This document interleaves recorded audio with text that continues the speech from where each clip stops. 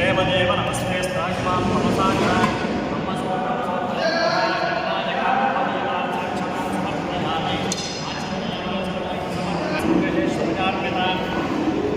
कुङ्कुमं सर्वसौभाग्यं भास्वरं सिद्धिमुखे समर्पयामि समर्पयामि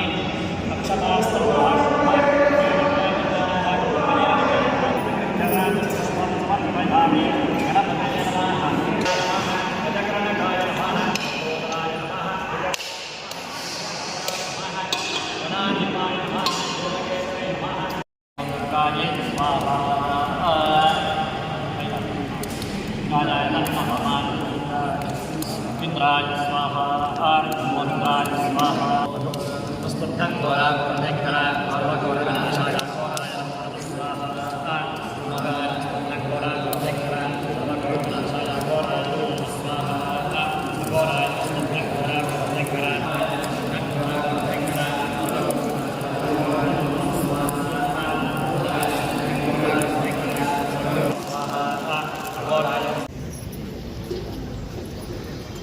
आनंदमानंदकरं प्रसन्नं ज्ञानस्वरूपं निजबोधरूपं योगीन्द्रमीड्यं भवरोगवैद्यं श्रीमद्गुरुं नित्यमहं नमामि। सदाशिवसमारम्भां शङ्कराचार्यमध्यमाम् अस्मदाचार्यपर्यन्तां वन्दे गुरुपरम्पराम्। गुरुर्ब्रह्मा गुरुर्विष्णुः गुरुर्देवो महेश्वरः गुरुः साक्षात् परब्रह्म तस्मै श्रीगुरवे नमः। श्री गुरुचरणारविन्दाभ्यां नमः। ध्यायामि ध्यानं समर्पयामि। ओहो पाद्यं समर्पयामि। ई नीरन्न हस्तेषु अर्घ्यमर्घ्यं समर्पयामि। आचमनीयं समर्पयामि। भित्तवेदे जलेऽस्मिन् सन्निधिं कुरु। फलापकृष्णस्नानं समर्पयामि। पंचामृतस्नानेन श्रीवेदमानः युष्टेजोऽध्याते श्रीगुरुचरणारविन्दाभ्यां आनन्दमङ्गलनीराजनं दर्शयामि। मङ्गलनीराजनानन्तरं शुद्ध आचमनीयं समर्पयामि। दिव्यरक्षां धारयामि।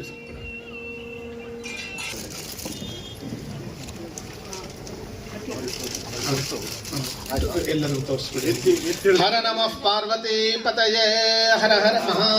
ಕೈಯಲ್ಲಿ ಅಕ್ಷತೆ ಹೂವಿಟ್ಕೊಳ್ಳಿ. ರಾಜಾಧಿರಾಜಾಯ ಪ್ರಸಹ್ಯ ಸಾಹಿನಿ ಕುಬೇರಾಯ ವೈಶ್ರವಣಾಯ ಮಹಾರಾಜಾಯ ನಮಃ. ಯೋ ವೇದಾದವೂಸ್ವರಃ ಪ್ರೋಕ್ತೋ ವೇದಾಂತೆ ಚ ಪ್ರತಿಷ್ಠಿತಃ ತಸ್ಯ ಪ್ರಕೃತಿಲೀನಸ್ಯ ಯಃ ಪರಃ ಸ ಮಹೇಶ್ವರಂತರ ಕೃತಾನಿ ಚ ತಾನಿ ತಾನಿ ಕರ್ಮಾಹಂ ಪಾಪಾತ್ಮ ಪಾಪಸಂಭವಃ ತ್ರಾಹಿ ಮಾಂ ಕೃಪಯಾ ದೇವ ಶರಣಾಗತವತ್.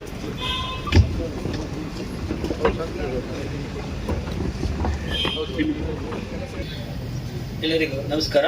ಪ್ರಾಥಮಿಕ ಕೃಷಿ ಪತ್ತಿನ ಸಹಕಾರ ಸಂಘ ನಿಯಮಿತ ಕಳಸ ಇದರ ನೂತನ ಕಾಫಿ ಸಂಸ್ಕರಣಾ ಘಟಕ ಹಾಗೂ ಗೋದಾಮು ಕಟ್ಟಡಗಳ ಉದ್ಘಾಟನಾ ಸಮಾರಂಭ ದಿನಾಂಕ 25. ಇಂದಿನ ಸಮಾರಂಭದ ಮುಖ್ಯ ಅತಿಥಿಗಳಾಗಿ ಭಾಗವಹಿಸಿದ ಶ್ರೀ ಎ ಕಿಶೋರ್ ಕುಮಾರ್ ಕೊಡ್ಗಿ, ಅಧ್ಯಕ್ಷರು, ಕ್ಯಾಂಪ್ಕೋ ನಿಯಮಿತ ಮಂಗಳೂರು, ಇವರನ್ನು ಆತ್ಮೀಯವಾಗಿ ಸ್ವಾಗತಿಸುತ್ತೇನೆ. ಇಂದಿನ ಸಮಾರಂಭದ ಮುಖ್ಯ ಅತಿಥಿಗಳಾಗಿ ಹಾಗೂ ಕಚೇರಿಯನ್ನು ಉದ್ಘಾಟಿಸಿದ ಶ್ರೀ ಬಿ ಆದರದಿಂದ ಸ್ವಾಗತಿಸುತ್ತೇನೆ. ಇಂದಿನ ಸಮಾರಂಭದ ಮುಖ್ಯ ಅತಿಥಿಗಳಾಗಿ ಭಾಗವಹಿಸಿದ ಶ್ರೀ ವಿ ಕೆ ಶಿವೇಗೌಡ, ಅಧ್ಯಕ್ಷರು, TAPCMS ಬುಡಿಗೆರೆ, ಇವರನ್ನು ಹೃತ್ಪೂರ್ವಕವಾಗಿ ಸ್ವಾಗತಿಸುತ್ತೇನೆ.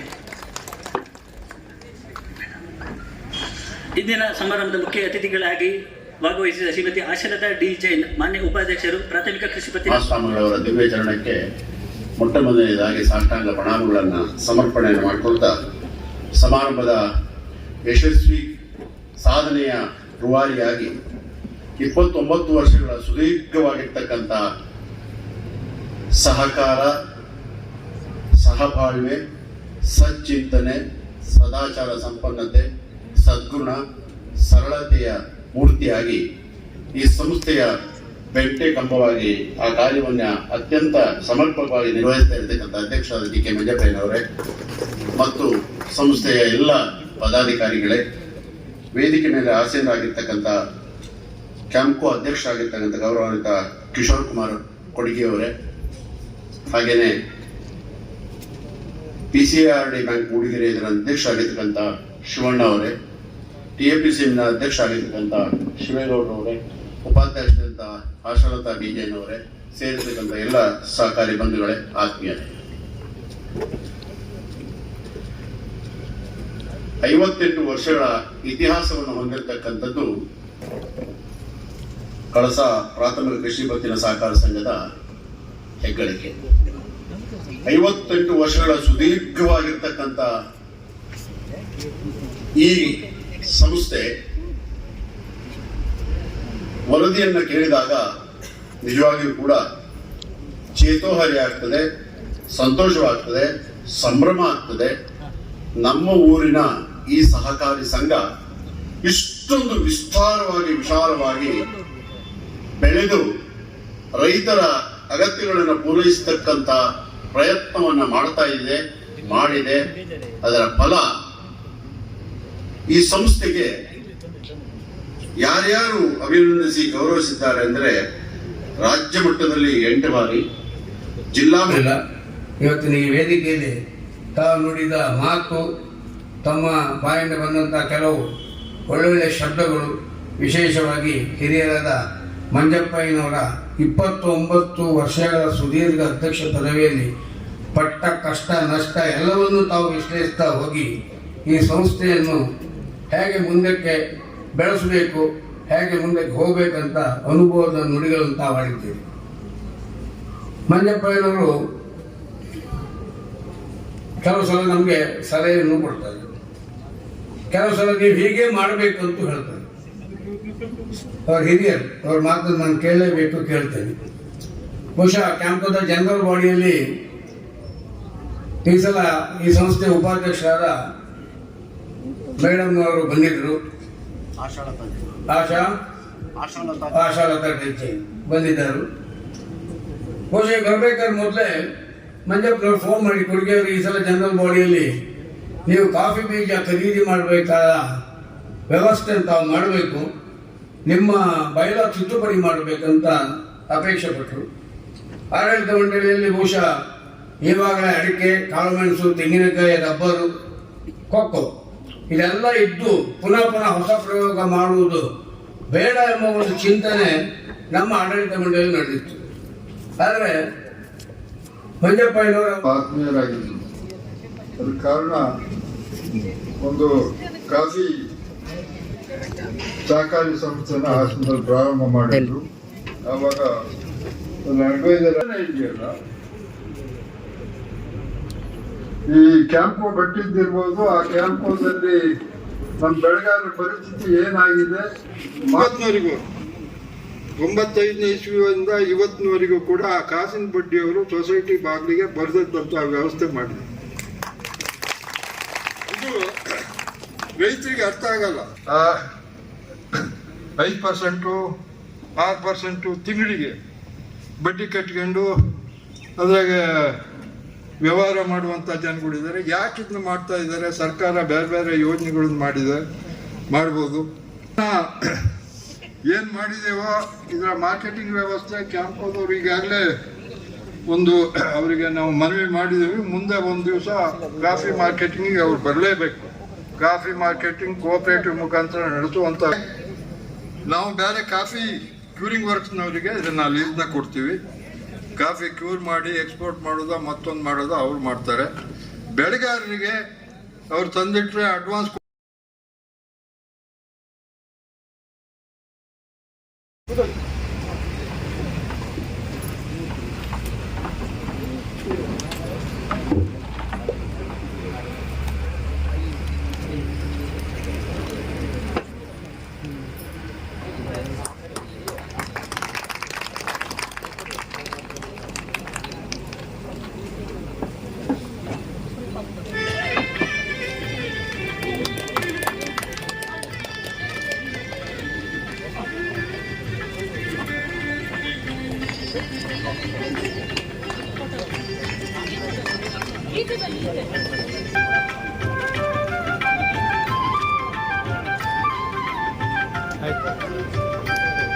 ಹಿಂದೆ ಭಗವದ್ಗೀತೆಯಲ್ಲಿ ಹೇಳ್ತಾ ಇದ್ದಾನೆ, ಈ ಪ್ರಕೃತಿಯು ಕೂಡ ಪರಮಾತ್ಮನ ಸ್ವರೂಪವೇ ಆಗಿದೆ. ಪ್ರಕೃತಿ ಆರಾಧನೆಯಿಂದ ಪರಮಾತ್ಮ ಆರಾಧನೆ ಆಗ್ತದೆ. ಸ್ಥಾವರಾಣಂ ಹಿಮಾಲಯ ಅಂದ್ರೆ ಪ್ರಕೃತಿ ಎನ್ನುವುದು ಪರಮಾತ್ಮನಿಂದ ಪ್ರಕಟಗೊಂಡಿರ್ತಕ್ಕಂತಹ ಆ ತತ್ವವೇ ಆಗಿರ್ತದೆ. ಆದ್ರಿಂದ ಪ್ರಕೃತಿಯ ಆರಾಧನೆ, ಆ ಪ್ರಕೃತಿಯ ಪೂಜೆ, ಆ ಪ್ರಕೃತಿಯ ಆರಾಧನೆಯಲ್ಲಿ ನಾವು ಜೀವನದಲ್ಲಿ ನಮ್ಮ ಅಸ್ತಿತ್ವಕ್ಕೆ ಆಧಾರವಾಗಿರ್ತಕ್ಕಂತಹ ಕೃಷಿ ವೃತ್ತಿ ಏನಿದೆ ಅದು ಕೂಡ ಪರಮಾತ್ಮನ ಆರಾಧನೆ ಅಂತ ಹೇಳ್ತಕ್ಕಂತಹ ಭಾವನೆಯಿಂದ ಅಷ್ಟೊಂದು ಪಾವಿತ್ರತೆಯನ್ನ ಕೊಟ್ಟು ನಮ್ಮ ಹಿರಿಯರು ಈ ಕೃಷಿಯನ್ನ ಒಂದು ಕರ್ಮಯೋಗವನ್ನಾಗಿಟ್ಟುಕೊಂಡು ಬಂದಿದ್ರು.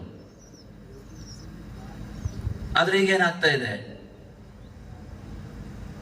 ಕಾಲಚಕ್ರ ಉರುಳುತ್ತಾ ಇದೆ. ಒಂದು ಕಾಲದಲ್ಲಿ ಭಾರತದಲ್ಲಿ ಕೃಷಿಗೆ ಅತ್ಯಂತ ಹೆಚ್ಚಿನ ಮಹತ್ವ ನಾವು ಕೊಡ್ತಾ ಇದ್ದು.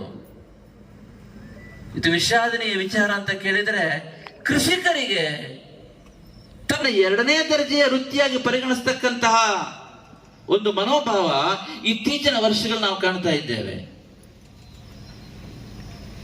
ವಿಶೇಷವಾಗಿ ಸಣ್ಣ ಹಾಗೂ ಮಧ್ಯಮ ಹಂತದ ಕೃಷಿಕರೇನಿದ್ದಾರೆ, ಇವತ್ತು ಆ ಕೃಷಿಯ ವೃತ್ತಿಯನ್ನ ಬಿಟ್ಟು ಬೇರೆ ವೃತ್ತಿಯನ್ನು ಅಪ್ಪಿಕೊಳ್ತಕ್ಕಂತ ಪರಿಸ್ಥಿತಿ ಇವತ್ತು ವಿಶೇಷವಾಗಿ ಎದುರಾಗ್ತಾ ಇದೆ.